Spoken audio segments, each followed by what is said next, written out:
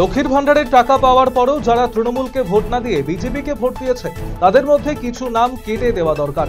21শে জুলাইয়ের প্রস্তুতি সভা থেকে বললেন দিনহাটা 2 নম্বর ব্লক তৃণমূল কংগ্রেসের সভাপতি দীপক কুমার ভট্টাচার্য। তৃণমূলের ব্লক সভাপতির মুখে লক্ষ্মীর ভান্ডারের নাম কাটার কথা শুনে শোরগোল কোচবিহার জেলার রাজনৈতিক মহলে। এবারে বিজেপি করার অপরাধে বুথ সভাপতি সহ এক বিজেপি কর্মীকে সামাজিক বয়কট করার অভিযোগ উঠল তৃণমূল কংগ্রেসের বিরুদ্ধে। প্রায় 1 মাস ধরে কার্যত গৃহবন্দী অবস্থায় দিন কাটছে তাদের। জমিতে হাল চাষেও জারি করা হয়েছে ফতোয়া। যদিও বিজেপির তোলা সমস্ত অভিযোগ অস্বীকার করেছে তৃণমূল।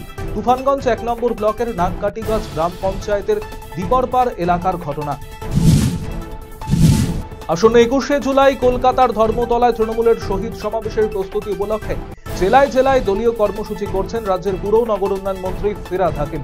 এদিন মালদা জেলার গাজলে তৃণমূল নেতৃত্বের উদ্যোগে আয়োজিত 21শে জুলাইয়ের প্রস্তুতি সভায় যোগ দেন তিনি। এদিন রাজ্যের সাংবাদিকদের প্রশ্নের জবাবে একাধিক ইস্যুতে মুখ খোলেন পুরমন্ত্রী।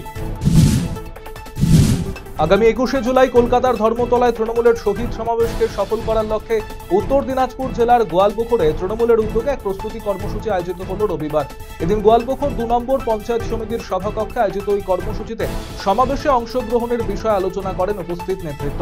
বিধায়ক মিনাজুল আরফিন আজাদ, ব্লক সভাপতি সারাফাত আলী সহ অন্যান্যরা উপস্থিত ছিলেন এদিনের এই কর্মসূচিতে।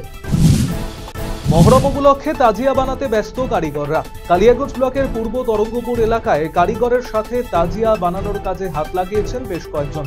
প্রবীণ ব্যক্তি আবুল কাসেম এবং তার পরিবারের লোকেরা 20 দিনের বেশি সময় থেকে মাকলা বাঁশ দিয়ে নিপুণ হাতের কাজের মধ্য দিয়ে 2টি তাজিয়া বানাচ্ছেন।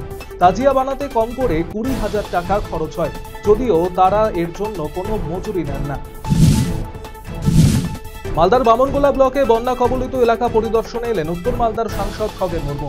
বামনগোলা ব্লকের গোবিন্দপুর, মহেশপুর পঞ্চায়েত, চাঁদপুর গ্রাম পঞ্চায়েতের নারায়ণপুর এবং সোনঘাট সহ ছোট পাথারের বিভিন্ন জায়গা এদিন তিনি পরিদর্শন করলেন। মাঝে বিস্তীর্ণ এলাকা জলমগ্ন হওয়ায় পিচের রাস্তা ভেঙে গিয়েছে, যেসব জায়গা এদিন তিনি ঘুরে দেখেন। জল নিকাশি সহ ভাঙনগ্রস্ত এলাকায় সমস্যার বিষয় জেলা শাসকের সঙ্গে আলোচনা করা হবে বলে জানিয়েছেন সাংসদ। ইসলামপুরের তৃণমূল নেতা খুনের ঘটনায় শোরগোল জেলা জুড়ে। এবারে এই ঘটনার সিসিটিভি ফুটেজ এলো প্রকাশ্যে। অন্যদিকে গোটা ঘটনার প্রত্যক্ষদর্শী উপপ্রধান চন্দন দাস মুখোমুখি হলো সংবাদ মাধ্যমের। অন্যদিকে অভিযুক্তদের গ্রেপ্তারের দাবিতে রবিবার শ্রীকৃষ্ণপুরে জাতীয় সড়ক অবরোধ করে বিক্ষোভে সামিল হলো নিহত তৃণমূল নেতার পরিজন এবং স্থানীয় বাসিন্দারা। খবর পেয়ে ঘটনাস্থলে আসে ইসলামপুর পুলিশ জেলার বিশাল পুলিশ বাহিনী। এদিন অবরোধের খবর পেয়ে ঘটনাস্থলে আসে তৃণমূলের জেলা সভাপতি কানাইয়ালাল আগরওয়াল। তিনি বিক্ষোভকারীদের সাথে কথা বলে পরিস্থিতি নিয়ন্ত্রণে আনে। অবরোধ প্রত্যাহার করে নেন আন্দোলনকারীরা। এক আদিবাসী বৃদ্ধের ঝুলন্ত মৃতদেহ উদ্ধারকে কেন্দ্র করে চাঞ্চল্য। রবিবার সকালে বাড়ির পাশের একটি গাছের ডাল থেকে বৃদ্ধের ঝুলন্ত মৃতদেহ উদ্ধার হয়। এই ঘটনাটি ঘটেছে করণদিঘি থানার ভিকনপুর গ্রামে। জানা গিয়েছে ষাটোর্ধ্ব কাষ্টু ওরাও দীর্ঘদিন থেকে বিভিন্ন শারীরিক সমস্যাতে ভুগছিলেন। তিনি মানসিক অবসাদে ছিলেন, যার কারণে আত্মঘাতী হয়েছেন বলে অনুমান পরিবার এবং প্রতিবেশীদের। করণদিঘি থানার পুলিশ ময়নাতদন্তের জন্য মৃতদেহ পাঠানোর পাশাপাশি গোটা ঘটনা তদন্ত শুরু করেছে। মানব পাচার রুখতে সচেতনতামূলক শিবির অনুষ্ঠিত হলো হেমতাবাদের তাঁতিপুকুর এলাকায়। রবিবার বিকেলে ডায়োসিস অব দুর্গাপুরের উদ্যোগে এলাকার আদিবাসী পরিবারের সদস্যদের নিয়ে এই সচেতনতামূলক শিবির অনুষ্ঠিত হয়, যেখানে নারী ও শিশু শ্রমিক পাচার, মানব পাচার রুখতে আলোচনা করা হয়। জানা গিয়েছে বর্তমানে ভিন রাজ্যে কাজের সন্ধানের নামে মানব পাচার বৃদ্ধি পাচ্ছে। ভিন রাজ্যে কাজ করতে গিয়ে এলাকার বাসিন্দাদের খোঁজ পাওয়া যাচ্ছে না, তাই এই সচেতনতামূলক শিবিরের আয়োজন করা হয়েছিল।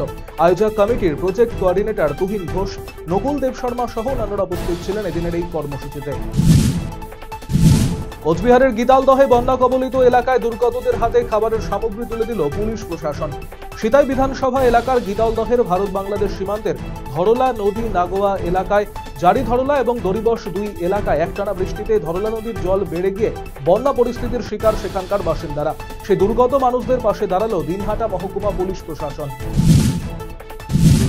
রবিবার দুপুরে কোচবিহারের সাগরদিঘিতে ঝাঁপ দিল তুফানগঞ্জের ব্যবসায়ী সঞ্জয় চন্দ। এই ঘটনায় হইচই পড়ে যায়। খবর পেয়ে সঙ্গে সঙ্গে সিভিল ডিফেন্সের কর্মীরা তাকে উদ্ধার করে কোচবিহার MJM মেডিকেল কলেজ ও হাসপাতালে ভর্তি করে। আগামী 21শে জুলাই কলকাতার ধর্মতলায় তৃণমূলের শহীদ সমাবেশকে সফল করার লক্ষ্যে উত্তর দিনাজপুর জেলার গোয়ালপুকুরে তৃণমূলের উদ্যোগে এক প্রস্তুতি কর্মসূচি আয়োজিত হল রবিবার। এদিন গোয়ালপুকুর 2 নম্বর পঞ্চায়েত সমিতির সভাকক্ষে আয়োজিত ওই কর্মসূচিতে সমাবেশে অংশগ্রহণের বিষয়ে আলোচনা করেন উপস্থিত নেতৃত্ব। বিধায়ক মিনাজুল আরফিন আজাদ, ব্লক সভাপতি সারাফাত আলী সহ অন্যান্যরা উপস্থিত ছিলেন এদিনের এই কর্মসূচিতে।